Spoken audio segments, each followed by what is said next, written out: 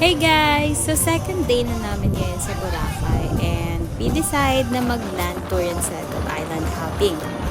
Kaya naghanap lang kami ng e-trike for our land tour and we paid 500 pesos per hour.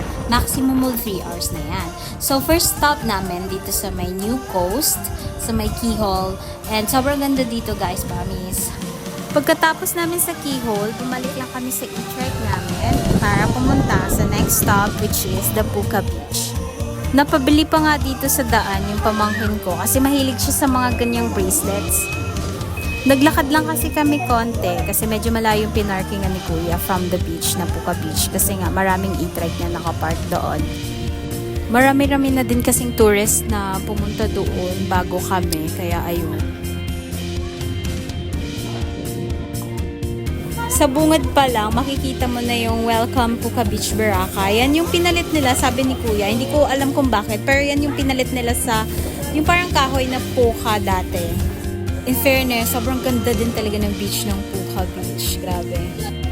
Next stop, Sinagpa Beach. Kasama ko lang dito maglakad is yung kapatid ko na si Mabel. In fairness, hindi ka talaga matidisappoint sa mga beaches dito sa Boracay. Kami lang nga nung isa kong kapatid yung naglakad papunta sa spot na yan kasi medyo mahaba-haba yung pathwalk. So, nahihirapan yung ate ko kasi may baby siya.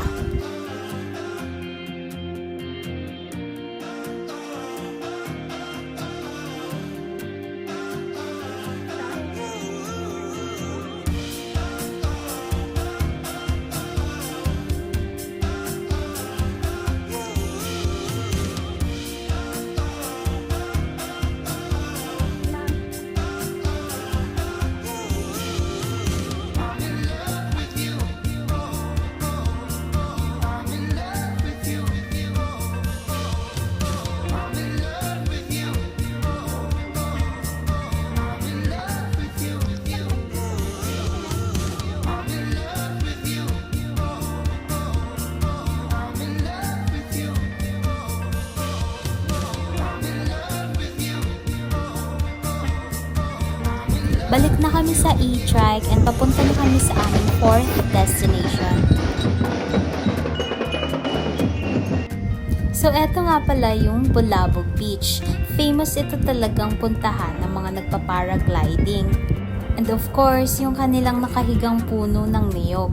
Nagpila nga kami dyan para sa picture taking eh.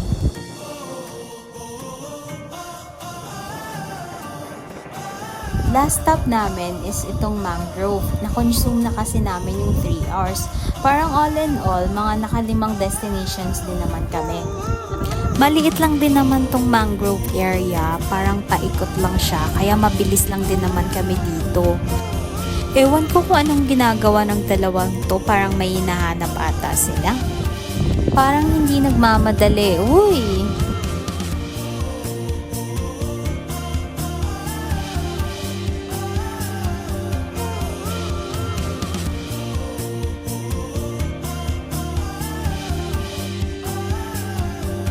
Shoutout pala sa pamangkin ko, si Jude. And dito na nagtatapos ang aming land tour. Bye!